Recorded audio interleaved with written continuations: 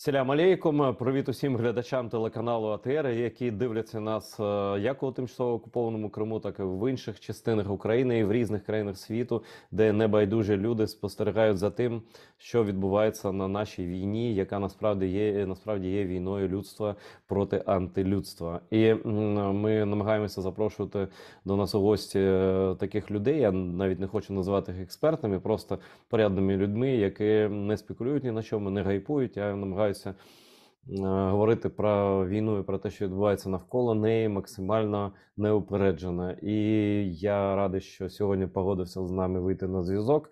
Ну, колишній російський журналіст, давно вже який живе в Литві і аналізує ситуацію зсередини Литви і Європейського Союзу. Оглядач Костянтин Егерт. Костя, привіт.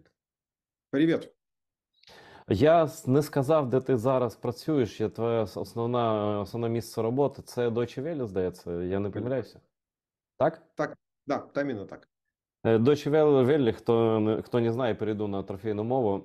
Це государством финансируемая телерадиокомпания и сайты там, которые выходят за счет немецкого правительства в Германии.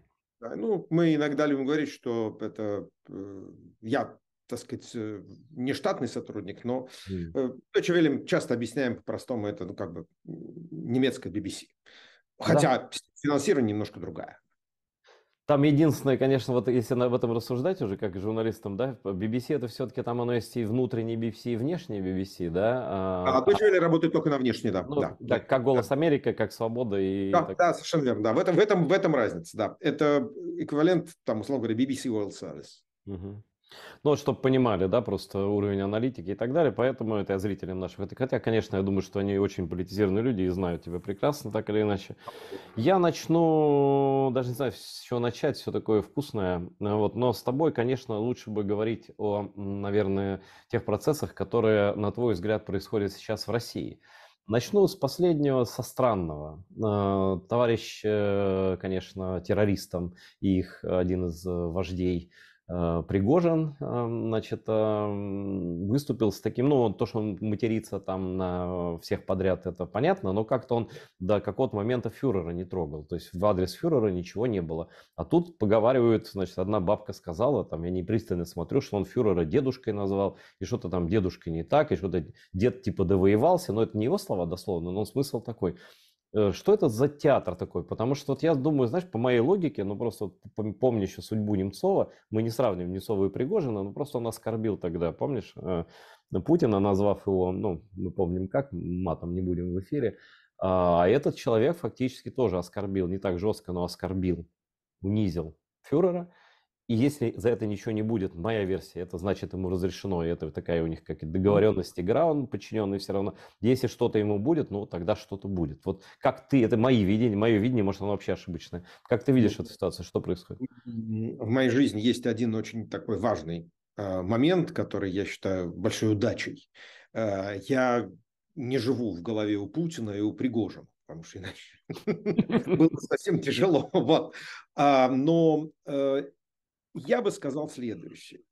Я не очень люблю вот эту занимательную конспирологию. Мы с тобой люди уже не юные, хорошо помним, как, знаешь, там где-нибудь в конце 90-х годов люди вот смотрели, вот там условный Борис Абрамович Березовский с Волошиным взяли чай или кофе к десерту, да, значит, там в кафе Пушкин, вот что это значит, да, что это будет значить для перестановок в администрации Ельцина, да, вот, ну, вот нынешние рассуждения про Пригожина – это эквивалент тех самых разговоров, тех самых времен, там, четвертьвековой давности, поэтому очень трудно обсуждать, что это на самом деле значит.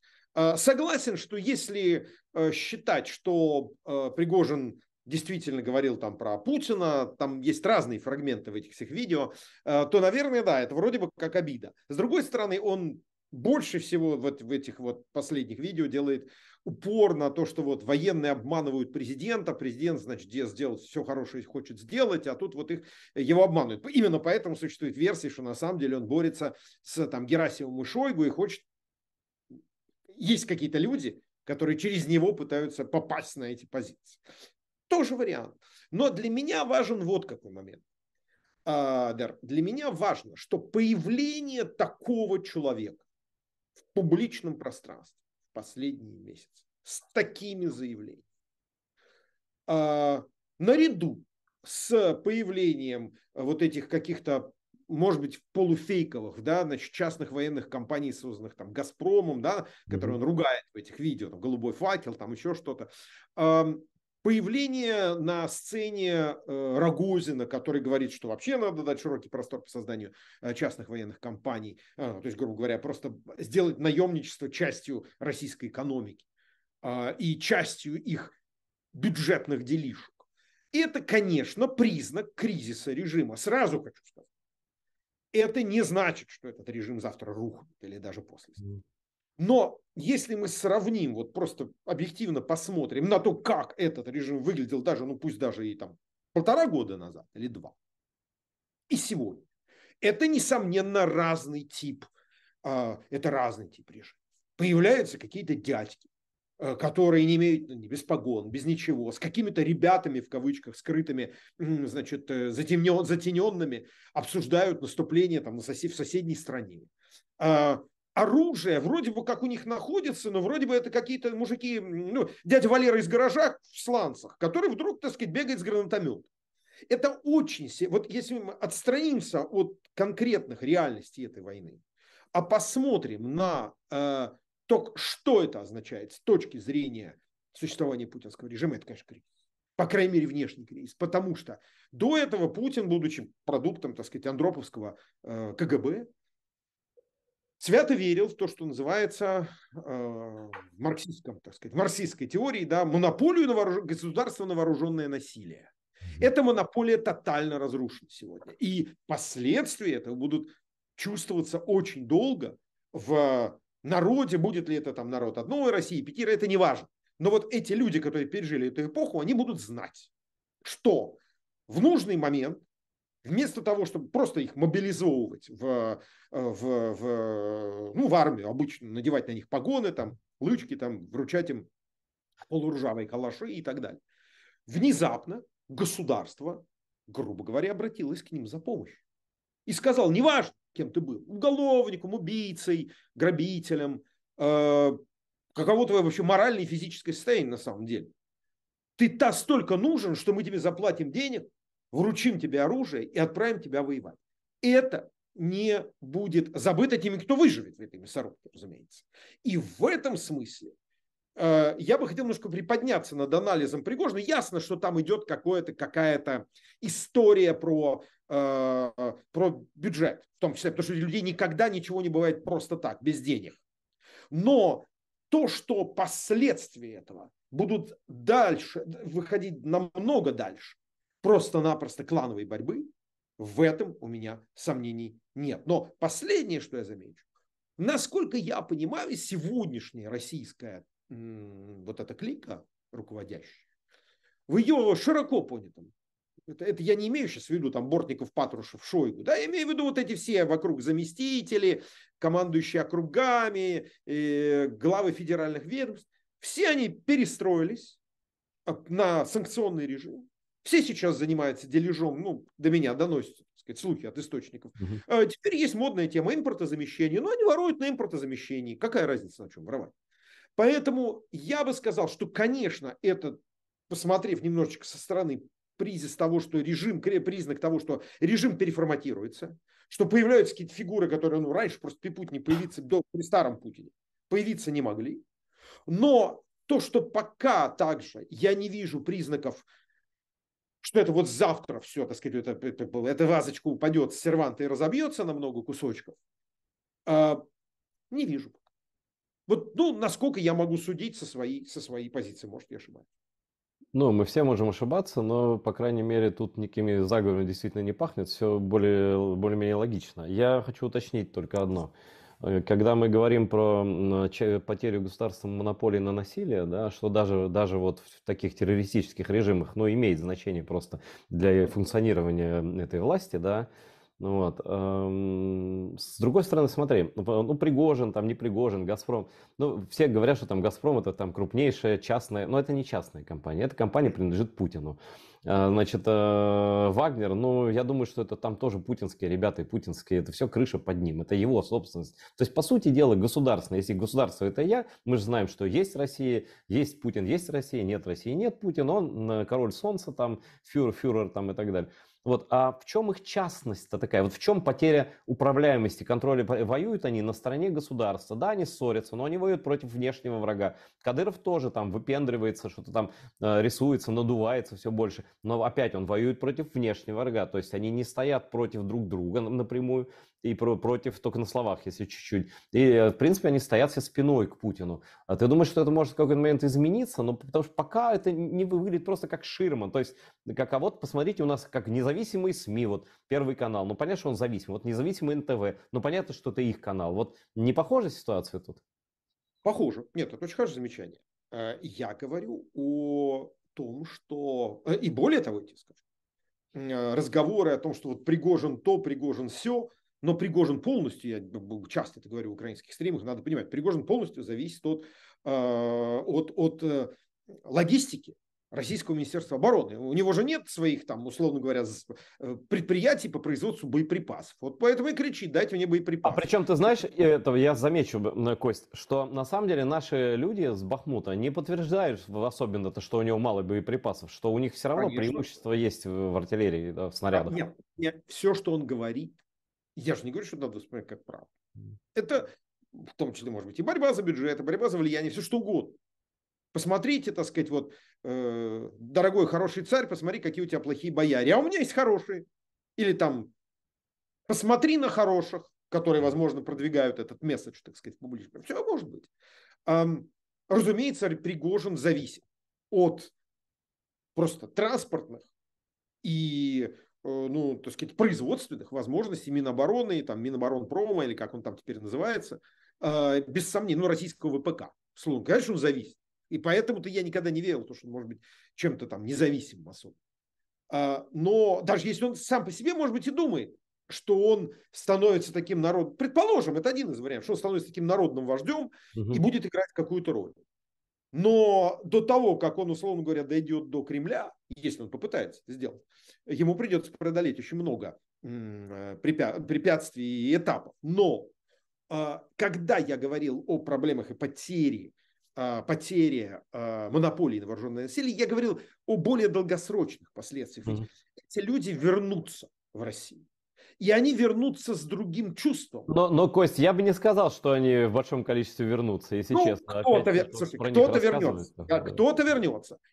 Хорошо, их родственники, которые остались, они будут говорить: вот там, Андрей, было 2 ходки на зону, но его хранили-то как этого самого, как героя с салютом, с этим, с 3 залпа вверх, в воздух, дали там денег вдове, сына отправили там учиться куда-то.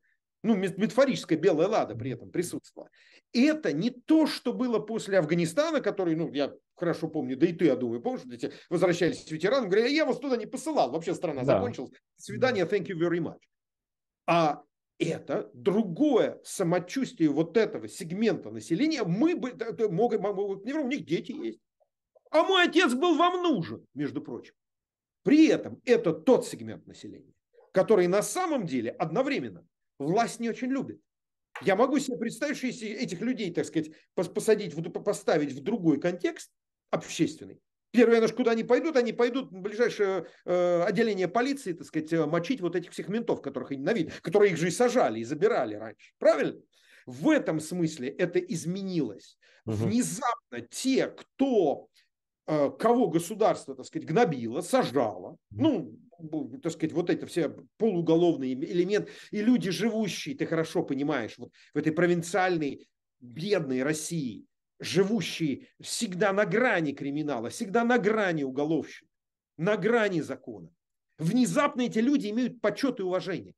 Это Мгм. будет иметь В этом смысле. Свои последствия. Это не значит, что они пойдут там завтра свергать Путина или поддерживать. Но это будет иметь общественные последствия, даже если многие из них из этого самого Бахмута не вернутся. У них есть родственники, у них есть дети. И это дело, я не скажу, что будет жить в веках, но будет какое-то время жить. В этом мне сомнений нет. То, что показали по всему миру в этих пригожинских видео на госканалах, повторяю, мужиков вот в этих вот штанах, с китайского рынка, с автоматами, которые вдруг нужны, они герои, они защитники там, знаю, русского мира, борцы с нацизмом, с НАТО, защитники от Америки и так далее.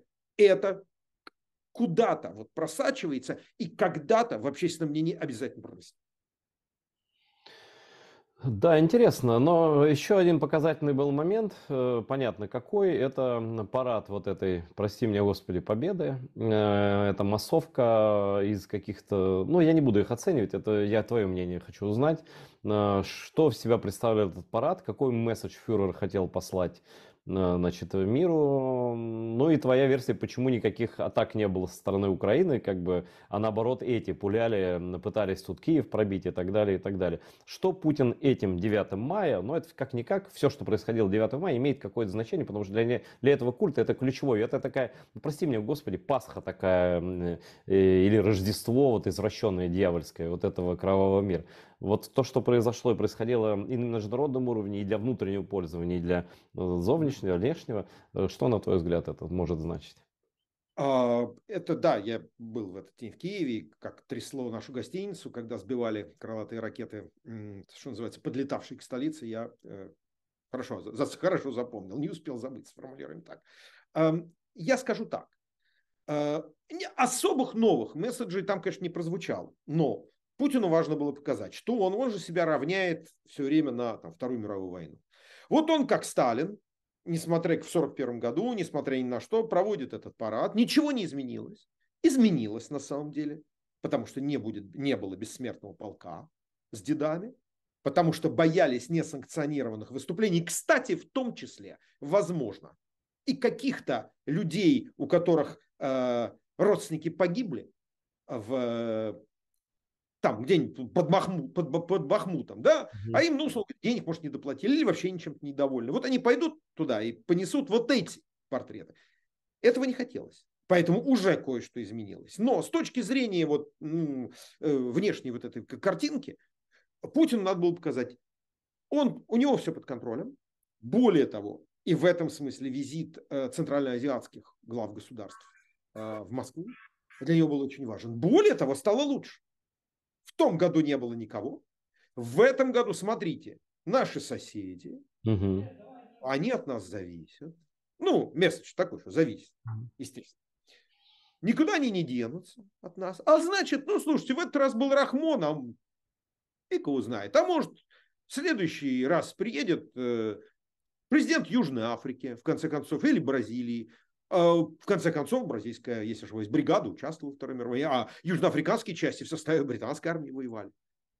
То есть Путину было важно показать, мы не одни. Более того, стало чуть лучше. Я ничего не меняю. Ничего мы не сделали другого. Мы спасли вас от потенциально, там, понятно, там, каких-то акций диверсионных украинцев, поэтому мы не делали никакой этот самый бессмертный полк. Я, кстати, уверен, что как раз никаких такого типа акций против массового скопления гражданских Украина бы нет предпринимала. Просто работал против нее. А вот Путину важно было показать, что вот есть такие... А видите, я вас сберег от страшных украинцев. Хотя на самом деле он решал совершенно свои проблемы этим делом, чисто внутриполитические проблемы стабильности. И мне кажется, что до какой-то степени в рамках, как говорят в армии, в рамках поставленных задач. Он, наверное, ее решил. Потому что картинка вышла, ну, точно лучше, чем в прошлом году. Он показал, что есть некий геополитический, географический блок стран, который от него зависит. И действительно, по понятным причинам, ты знаешь, бываю в Центральной Азии, в Казахстане, я понимаю, с чем связаны визиты этих людей туда. И в этом можно сказать, что он, вот те задачи, которые поставил, он решил. Пробить ПВО Киева не получилось. Вот эту задачу не решили. А показать картинку. Получилось. Парад, насколько я понимаю, был короче немножечко. Мы видим анализ, например, Института изучения войны Великобритании, да, что там на самом деле было очень чересчур много там учебных заведений и так далее, намного меньше боевых частей. Естественно, наверняка есть, так сказать, технический голод и так далее. Это же настоящая война, без дураков. Но картиночку сумели как-то своять. И мне кажется, что в этом плане, ну да, это, объективно говоря, для Путина лучше, чем было в прошлый раз. Кость, скажи, пожалуйста, как-то, конечно, ну, Азия, там все понятно, в общем, не будем никого оценивать, но это неудивительно совсем, да, но вот премьер-министр Армении, при том, что даже грузинское правительство, которое считают там пропутинским и обоснованным, пророссийским, об этом мы тоже можем чуть затронуть, эту тему, значит, и Алиев, президент Азербайджана, там тоже войска стоят российские, как и в Армении, да, и, казалось бы, он тоже зависим в каких-то вещах, вот и по бизнесу они зависят тоже, как Баку, так и Ереван, и все зависят от Москвы, но у Алиева хватило орешков, скажем так, не поехать, сказаться, я не знаю, больным или ничего не сказать, я не знаю, как он не поехал, что они сказали в ответ, публично или не публично, а этот товарищ, демократически избранный проевропейский лидер Армении, спустил свою репутацию вот в эту, извините, террористическую парашу. Вот что там должно такое быть, что вот так человек, или он правда за Россию, или правда граждане Армении за победу России. Вот я не могу это понять, может, ты понимаешь? Что я понимаю, это то, что я видел недавно опросы, проведенные по заказу, скажем так, Европейского Союза в Армении. В Армении на самом деле тренд очень сильно сдвигающийся в сторону от поддержки России. Это сегодня показывают опросы. Людей в Армении возмущает две вещи. Это то, что российский, в кавычках, союзник не помог, когда Азербайджан напал, и не подействовал так, что, ну, понятно, там объяснение мы знаем, да, российско-армянский договор, договор между Россией и Арменией, он распространяется только на территории, собственно, Армении, Карабах как бы не является таковой, но все понятно. Но это никто вот этот, как знаешь, Да. при покупке сникерса никто не читает, что написано микроскопическим текстом про то, что там орешки опасны для вашего здоровья, там, аллергии. Это номер один.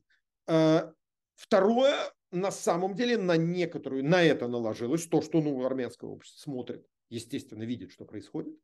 И многим действительно не нравится, просто вызывает отвращение все, что Путин творит в Украине. При этом, и это данные повторения, опросы, на которые у меня нет оснований не доверять. Мне кажется, они и выглядят вполне естественно, нормальные.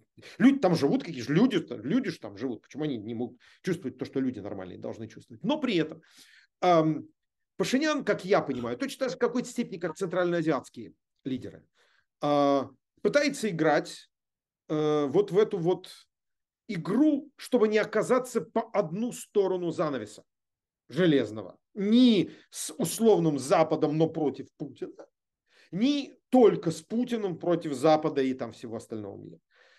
У него есть, спрашиваешь про Алиева, у него есть проблемы, которых нет у Алиева. Первое. Он в рамках пока что этого противостояния армяно-азербайджанского проигравший, а не победивший. Номер один. Номер два. За ним нету такой поддержки западной, который есть за Алиевым. Алиев диктатор в отличие от Пашиняна, но он ключевая фигура в регионе, поскольку на нем во многом завязан контроль, ну, скажем так, противостояние, по сути дела, иранскому режиму. И он себя чувствует человеком, который играет очень серьезную роль для Израиля, ну и для его союзников. Наконец, Пашинян, именно потому что Алиев может позволить себе делать все, что угодно, у него нет никакой оппозиции, там, которая на него могла повлиять. Пашинян все-таки зависит от внутри армянских раскладов, и просто, так сказать, я посылаю Москву, он не может в силу того, что он сидит во власти. Я не говорю, хорошо это или плохо, я пытаюсь понять, как там работает динамика. То, что мог ли он сказаться больным, наверное, мог. Мог прислать, там, условно говоря, вице-премьера какого-нибудь. Почему не сделал? Думаю, потому что он боится сетей российских. которые находятся в Ереване, которые могут устроить беспорядки в любой момент и так далее и тому подобное. Это очень сложная ситуация. И мне очень интересно. Я повторяю, я не специалист настолько по региональной политике, я исхожу из, наверное, тех же источников, которые и ты читаешь и так далее. Но, как ты правильно сказал, репутационная потеря здесь серьезная. И вот вопрос, каким образом эту репутационную потерю пытаться, ну, условно говоря, компенсировать, я не уверен, что ее можно целиком компенсировать. Тем более, что, но одновременно вспомним, да, помнишь, был разговор, что Путин, если приедет в Армению, мы его пустим, несмотря на Международный уголовный суд, сказал какой-то, по-моему, вице-спикер парламента Армении. Ну, может, невелика фигура, но все-таки это официальное лицо. Пашинян приезжает в Москву, то есть как бы он Путину говорит, вот, Владимир Владимирович, дорогой, вот смотри, вот я приехал, я готов пожертвовать своей репутацией. Только не создавай нам больше проблем. Путин захочет навестить военную базу в Гюмри. И привет горячий, что ты будешь делать? Армянская полиция берет Путина под руки белые? То есть это мне... Вот все эти люди и Центральная Азия, которые там, что, Токаев хочет, чтобы Казахстан стал китайской колонией? Нет, конечно. Но учитывая присутствие ограниченное, так сказать, security присутствие Запада в этом регионе, он вынужден играть на этой доске с Путиным, чтобы опять же не оказаться, как я не раз слышал в Астане, не оказаться по одну из сторон вот этих пролегающих занавесов железных. Поэтому эти игры, Айдар, будут продолжаться. Не от того, что там Пашинян хороший, а Алиев плохой, или наоборот. Потому что все эти более-менее слабые и зависящие хоть в чем-то от Москвы режимы, не режимы, что правительство, все-таки, я не назову Пашиняна режимом, да? Вот, они думают так, как они понимают свой национальный интерес. И они пытаются каким-то образом удержаться на двух стульях. Всегда есть объяснение. В том, что касается Дня Победы, оно всегда очень простое.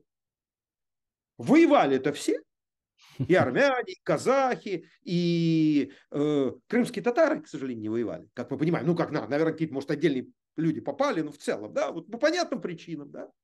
А вот армяне, казахи, таджики воевали же. Ну вот мы же приехали только почтить память. Эти дни празднуются в этих странах. Да, я понимаю. Да, но это объяснение Это для... как ребенок, Да. ребенок тебе объясняет, что чашка сама съехала по влажному столику, упала и разбилась.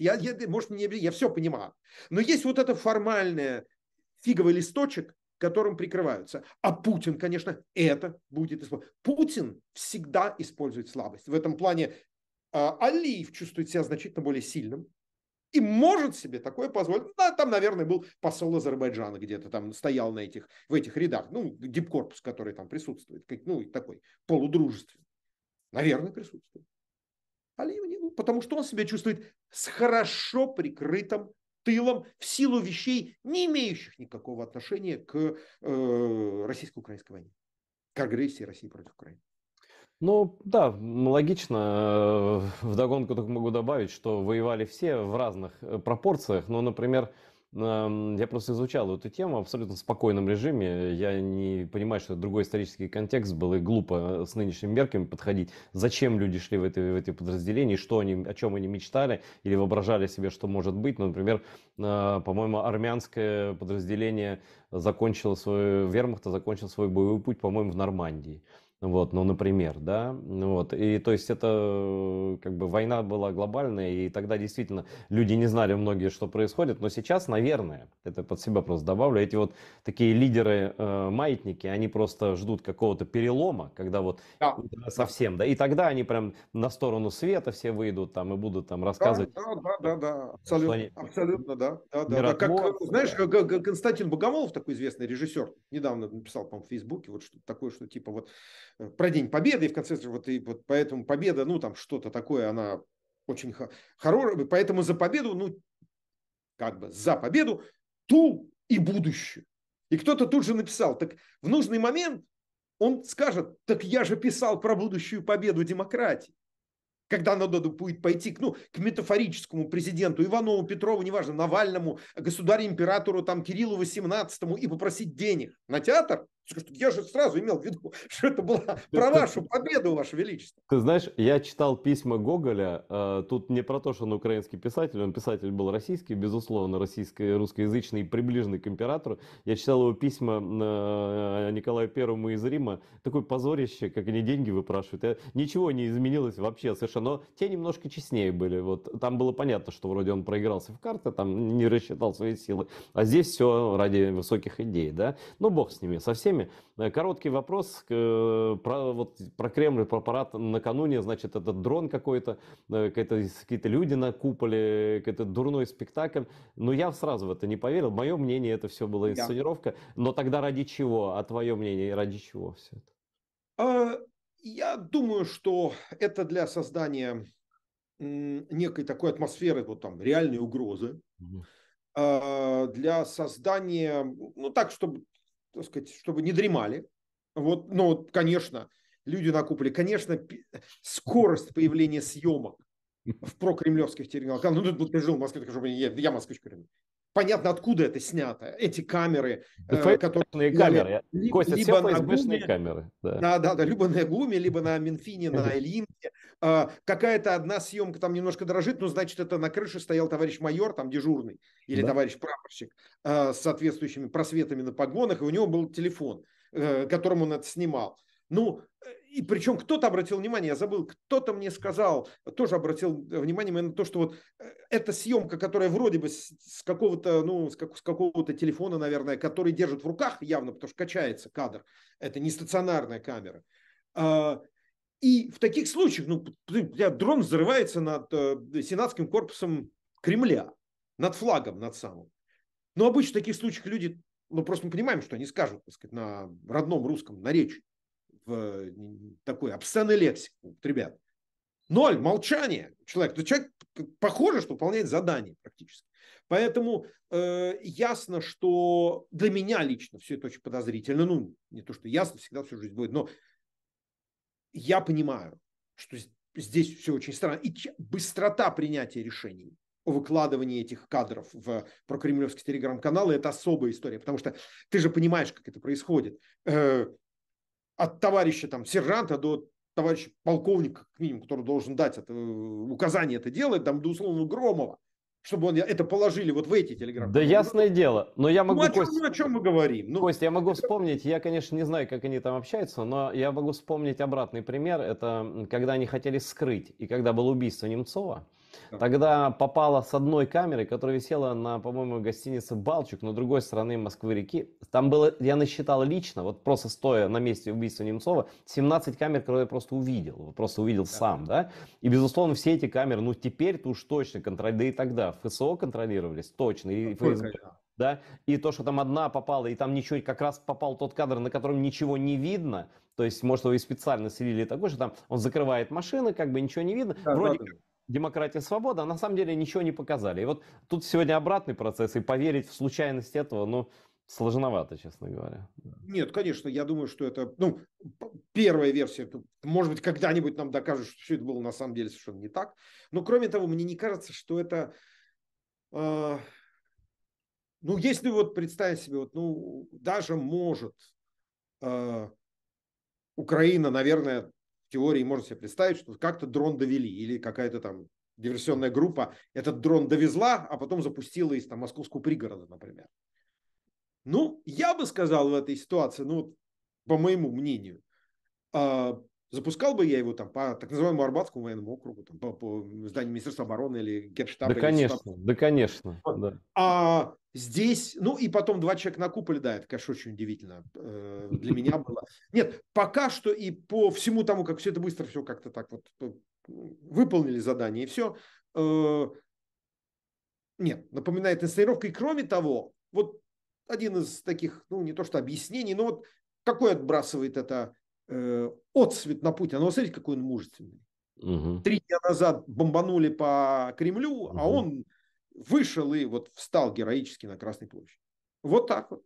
Ну, сказать, наш президент крутой. Ну, вот это вот для каких людей, наверное, это вот этот месседж, он пройдет.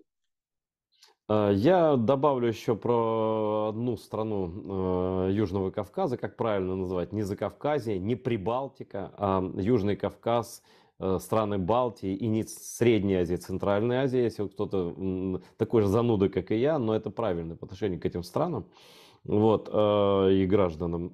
Грузия, внезапное, как многим показалось, решение Путина в разгар войны с Украиной, в разгар как бы противостояния всему Западу проклятому, а Грузия официально все-таки движется в Европейский Союз и программы сотрудничества с НАТО, и вроде как демократия, там, и вроде не так же зависит, как Армения, несмотря на оккупированные территории. И вдруг такой жест доброй воли. Это что такое, Костя? А вот я бы сказал, что с моей точки зрения это, наверное, и не такой уж признак силы. Если, опять же, мы не знаем, какого типа папочки про Грузию носят Путину. Потому что какие-то же носят. Вот там рассказывают ли им его в этих папочках, документы, содержащиеся в этих папочках, о том, что, в общем-то, никакой поддержки агрессии против Украины в Грузии нет. Все совершенно наоборот. Рассказывают ли ему, что социально-экономическая ситуация в стране, мягко говоря, плоховата? Ну, не знаю. Может, рассказывают, но скругленные, все такое округовое. Не исключаю также, что здесь проявляются какие-то интересы, в том числе частные интересы, бизнес-интересы, ради которых это пролоббировали, касающиеся, возможно, и Грузии. Не будем забывать, постепенно приближаются выборы грузинские в 2024 году. Может быть, это попытка там, поддержать силы, ну, не хочу сказать пророссийские, но считающие необходимым поддерживать отношения с Москвой. Вот их так вот, смотрите, мы добились. Мгм. Видите, как все страдали, а мы добились. Аж с 2000 года, между прочим, или 2002, по-моему, был первый санкции при Шеварднадзе. Не исключено, что в этом заложены также какие-то частные интересы. Бизнес, который существует в России, в том числе, кстати, связанный с Грузией, не маленький. Это может быть комбинация этих факторов, но это не выглядит очень сильным. Вот если Путину говорят, что на самом деле думают грузины про эту войну, обычные грузины, у которых есть время на это подумать, потому что есть куча населения, кто просто выживает, там выплачивает микрокредиты и так далее. Им не до Путина. Но те, которые в больших городах думают, я бы сказал, что это попытка, возможно даже, подкорректировать курс. Потому что, не забудем, были протесты против инагентского закона, Мгм. который, мы помним, проспект Руставели, заполненный людьми, которые, да, они не свергли правительство, но было ясно, что это, ну, это было искренне. Это не были, ну, условно говоря, в любой стране можно выяснить, то, что говорится, это толпы по найму, да, на такого рода Ну, вещи. Не выглядело. да. Значит, кто-то, может быть, донес до Путина, надо сделать что-то, чтобы вот они увидели, что нормально. Попытка, чтобы вот грузины ехали, там работали в России, все, теперь все снова свободно, видите как. Поэтому я это скорее воспринимаю как не как вишенку на торте превращения Грузии окончательно в какой-то там российский протекторат, а скорее наоборот, как признак борьбы за грузинское общественное мнение и опасений по поводу того, что там дальше может быть. Вот накануне выборов 2024 года я бы на это посмотрел вот так. Это часть борьбы за Грузию. Ну и знаешь, мы еще не заметили, это не отрицает того, что ты сказал, что вполне возможно эти открытия в воздушных коридорах, облегчения всякие, извините, ради обхода санкций, вот и все. Просто в самолете Да, будут слушай, летать, да. только хотел это добавить. Точно так же, как это происходит в странах Центральной Азии тоже. Да, серый импорт, вот эти все переклеивания, переписывание сертификатов конечного пользователя и так далее. Конечно, естественно, они открывают любые каналы для этого. Мгм. Но, повторюсь, я вот это точно не вижу. Но это не признак силы, это точно. Это Да, ты это не признак силы, потому что наоборот мы знаем, дядя Вова любит показывать, что он такой жестокий, жесткий, что он до конца. Ну, сказать, что Грузия как таковая легла перед ним, так сказать, распростерлась, нельзя. Есть отдельные личности, которые там явно взаимодействуют с Москвой, но взаимодействуют активно, это влиятельные люди. Но сказать, что вся Грузия стала пророссийской, нет. Я вообще сегодня не вижу на вот этом, то, что раньше называлось постсоветском пространстве, так, ну, для простоты скажу, я вообще не вижу сегодня общественного мнения, которое было бы тотально пророссийским. Не вижу. Ну Нигде. да, это скорее такое, Нигде. знаешь, пассивное смирение, какое-то Да, мысль да, о да, своем там иногда, холодильнике, там. иногда какое-то вот, ну, как это сказать, ну, недостаток информации, потому что, да, есть, я уверен, что если ты придешь, сядешь где-нибудь, да неважно где, хоть в Душанбе, хоть в Баку, скажут люди какие-то, найдутся, которые скажут, да, ну, конечно, вообще все это Америка, Путин плохой, эти плохие, все, вот, ну, это такие, мы ничего сделать не можем, это вот какие-то темные силы, это, ну, мы знаем, это есть везде на постсоветском Ну да, да, диване. такие, мы в домике такие, ну Мы в понятно. домике, да, ну, это, ну, что поделать, ну, это долго будет существовать. Мы же не Смотри, можем выскочить из нашей эпохи. наверное, это все-таки, наверное, подробнее с Гелой Асадзе обсужу в ближайшем интервью. Мы договорились, ему с Грузией виднее, интересно будет его послушать. Да, привет ему большой. Передам. Вот, хочу поговорить, конечно, о российской оппозиции в эмиграции. Постараюсь избегать каких-то эпитетов. Они сами, в общем, показывают, кто из них кто, и с этим справляются, с внешним пиаром, я бы сказал так, да. Вот, в хорошем и в плохом, плохом чаще смысле. Вот, но вот эта берлинская встреча, я думал, это декларация называется, а это как-то встреча у них там какой-то, подписали какое-то письмо, причем подписали все. Ну, почти из этого вот, я не знаю насчет штабов Навального, таких, которые что-то там подписали, нет, но типа Ходорковский, еще кто-то, люди с абсолютно разными взглядами на жизнь, подписали некое заявление рамочное о будущем там России, о позиции по украинской, проукраинской позиции.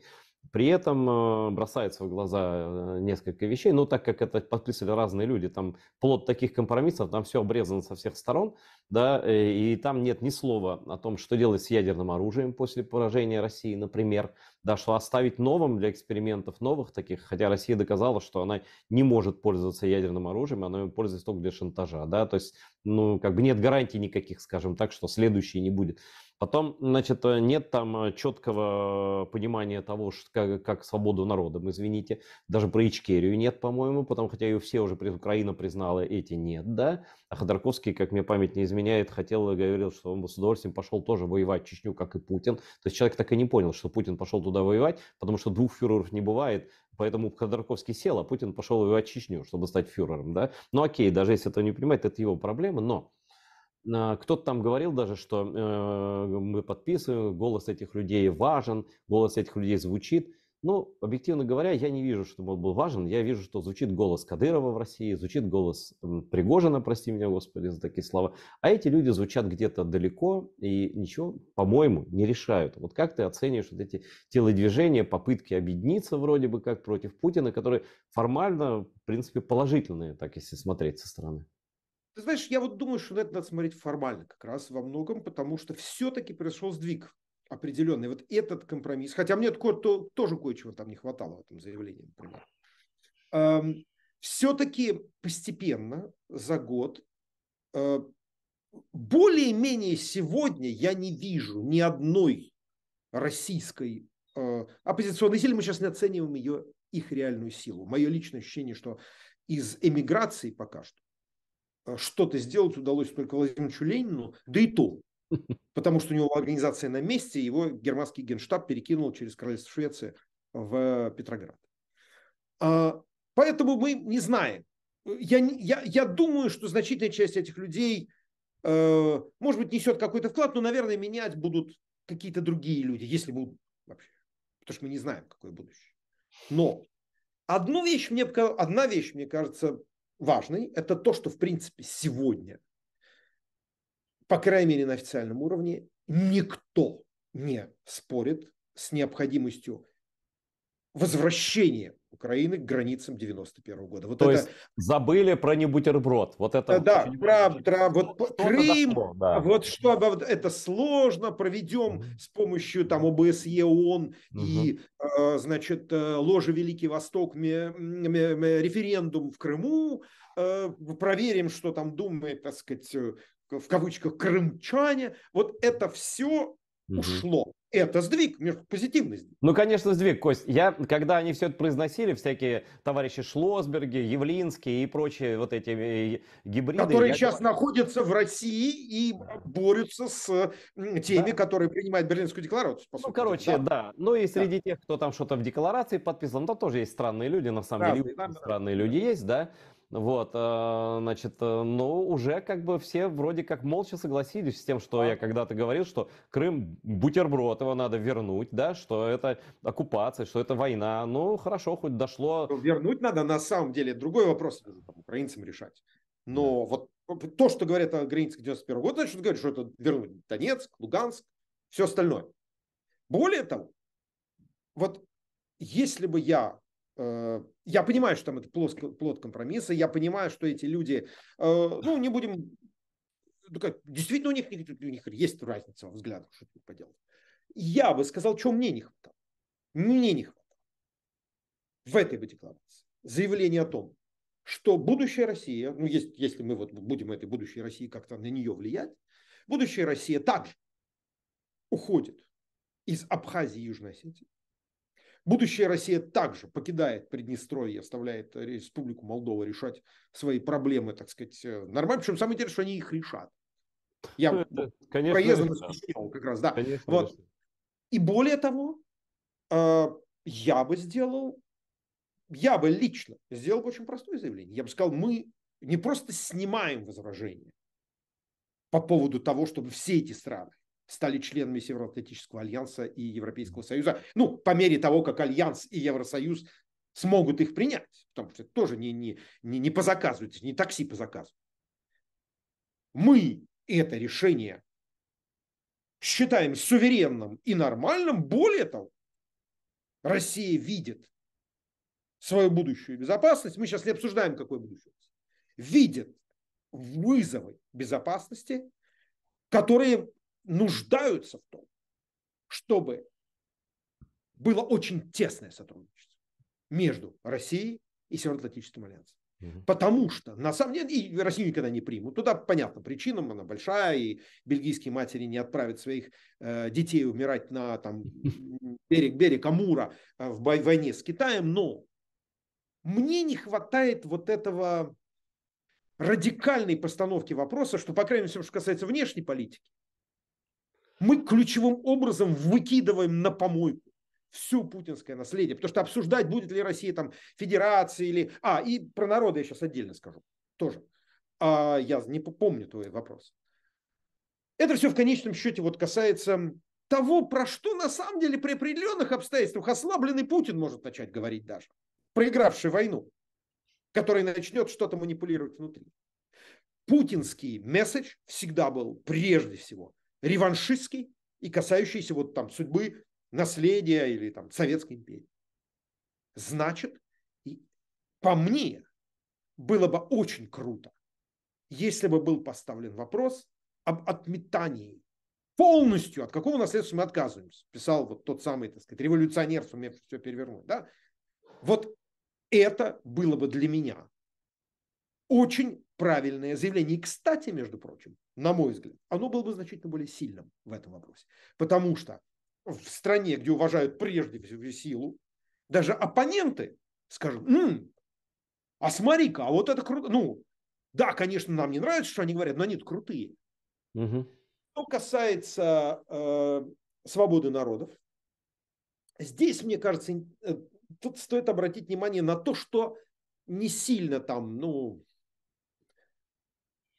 не то, что публикуется, а рекламируется, вот как я сказал. Но, тем не менее, если смотреть, например, на книжку Тарковского «Как убить дракона», там написано, что мы должны предоставить полную свободу выбора. Ну, мы, whoever is going to be. То есть уже так, уже в Чечню не да, ну, смотри, там это написано в книжке у него, это как переведенный в том числе на английский язык. Всем надо предоставить свободу выбора. Кто захочет оставаться в рамках вот этой там... Ты знаешь, Кость, извини, так просто уже подходит к концу, время там 5 минут осталось, просто хочу, значит, то есть смотри, сначала он идет воевать в Чечню, теперь в Чечне свобода, сначала Крым референдум, теперь не референдум. Я так думаю, Слушай, как говорил Джо Байден, я же был, я был за в операцию в Ираке до того, как я стал против. Ну, окей, или не Байден, кто-то еще, я не помню. Не, я Вот. просто к тому, Ну, что... политика искусства возможно. Но сегодня, и более того, я помню, говоря о команде Навального, да, и людей, ну, о людях, которые ассоциируются с командой Навального, сформулируем осторожно, да, я помню стрим ну, несколько месяцев назад с Владимиром Миловым, и я ему напрямую задал вопрос. Он говорит, ну, конечно, кто хочет, пусть уходит. Вообще, никто не будет никого держать. Я хочу сказать, что я не оцениваю сейчас перспективы оппозиции в качестве изменений. Я лично абсолютно уверен, что если в России начнутся изменения, мы еще не знаем, какие они будут, повторяю, будет ли это 5 Россий, 10 или 1, мы сейчас этим не занимаемся, этим предсказанием, потому что никто не знает. Но я абсолютно уверен, что в момент настоящего кризиса на арене появятся новые силы и новые люди, находящиеся, скорее всего, внутри страны. И они будут играть очень большую роль. Но те, кто сегодня присутствует, это мой личный взгляд. У меня с кем-то ближе отношения, с кем-то дальше. Я вообще держусь немножко в стороне, как справедливо заметила, вот, ну, наших здесь этих кругов. Я не участвую в движении, сижу в президиумах, я иногда модерирую какие-то конференции. Если меня спрашивают о мнении, я это мнение высказываю. Там вопросы, про которые я что-то знаю, ну, внешняя политика и так далее. Но мне кажется, сдвиг определенный постепенно происходит. Будет ли он иметь практическое значение? Ну, какое-то, наверное. Да, они, может быть, и даже и не решающие. Но мне кажется, давление вот это обстоятельство, и в конце концов просто то, что люди видят, то, что творит, постепенно какую-то часть меняет. Я все-таки склонен думать, что в среднем человеческое существо, у него есть совесть, оно вот что-то меняется. То, что есть люди, считающие,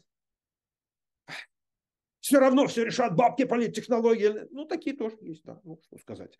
Но я бы сказал, вот интересная штука такая. Я не буду это скрывать, все это знают. Но у меня периодически были какие-то публичные стычки с командой Навального по поводу того, когда еще до вот этого этапа войны, потому что мы знаем, война началась в 2014 году, но до этого этапа, когда я говорил, вы просто не обращайте внимания на самое главное. Не важно, сколько у Путина дворцов. Другое важно. Важно вот агрессия, важна продолжающаяся война в Украине, которая продолжалась и в 20-м, и в 18-м.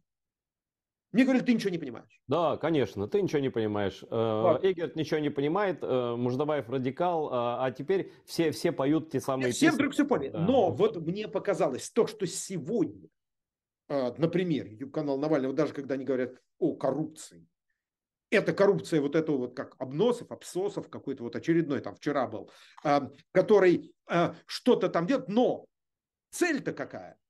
Чтобы его отжать вместе с его собственностью из Чехии. Потому что он один из оружейных королей России. То есть, во-первых, перестроен фокус, а во-вторых, у меня возникло ощущение, что, наконец, у этих иногда довольно молодых людей, некоторые из них мне в дети годятся. И это не... Ну, просто я не пытаюсь, они много сделали, какая-то жизнь опыта все-таки все нарастает постепенно. Мне кажется, что какая-то часть вот этой очень технологичной, молодой российской оппозиции, выросшей при Путине, отравленной полностью путинскими представлениями о том, как бабло побеждает зло, вдруг стало чуть меньше принюхиваться к запаху будущих свежеобитых министерских кресел. Если я правильно уловил этот тренд, очень-очень хорошо. Прежде всего для Украины, которая сегодня должна быть в фокусе наших усилий и нашей помощи по возможности. Если это так, если не так, то рано или поздно это будет ошибочная стратегия, потому что когда ты думаешь, что ты сможешь тут, как Анастас Иванович Микоян, между струйками дождя пробежаться, всегда придет кто-то, кто это отодвинет, это кресло, и скажет, а ты знаешь что? А я заказал его отбивку. когда ты ее принюхивался. Кость, Так что, знаешь, хочу сказать, осталось 2 минуты, просто свою небольшую реплику. Ну вот, знаешь, когда даже сейчас они выпускают расследования, вот эти штабы Навального, связанные с коррупцией в военно-промышленном комплексе. То есть не с тем, что России надо отказаться от ядерного оружия и стать частью цивилизованного мира и больше не прикасаться ни к чему массового уничтожения, чтобы не пугать мир и не устраивать очередные вот такие вот войны, да. Вместо этого они переживают, что у них ракеты выпускаются с коррупционным элементом. То есть, наверное, но с новым фокусом. А за да, это вы снова, уберите чувака из Чехии. Но да, гениально, конечно. я бы сказал, что вот все время я пытался, ну, правда, публично тоже говорил. Это касается вообще расследований коррупции в России. Это не то, на чем Абсолютно, делает политика. абсолютно. Александр Георгиевич Лукашенко пришел к власти на волне борьбы с коррупцией. Да, понятно, да, нет, борьба с То есть, коррупцией это вообще... если я не говорю, что коррупция это хорошо, но в такие, особенно в имперском режиме, таком, как О, Путин делает, да, да. а у вас другие должны быть цели Приоритеты, политические, конечно, да. приоритеты, Ну, конечно. потому что всегда получается так. Путин играет в хоккей, а вы приходите с волейбольным мячом. Волейбол тоже вид спорта. Хорошо, прекрасно Но сказано. невозможно без клюшки в него играть. Нам надо завершать. Я хочу сказать, что в таких режимах это точно хуже самой коррупции, только борьба с ней. Вот, потому что бороться с коррупцией в военно-промышленном комплексе России, это что, нам теперь в Киеве тут ждать более хороших ракет от штабов Навального, что ли? Или что? Ну, то есть ребята дозревают, но у них они сильно приторможенные, сильно подмороженные. Но если интеллектуал великий, значит, Ходорковский дозрел, что Чечню не надо воевать и вообще. Ну, может, и до молодых людей когда-то дойдет. Хотя, в принципе, историю сейчас делают вооруженные силы Украины. И забавно смотреть, как весь мир вслед за ними идет и что-то там поддакивает или пытается согласиться. Но наши вооруженные силы не спрашивают ничего мнения, слава богу, и не ждут ничего согласия. Спасибо за то, що ти согласился поговорити. Спасибо тебе. На все добре. Дякую глядачам телеканалу ЕТР за те, що ви нас дивитеся і підтримуєте. Дивіться АТР далі.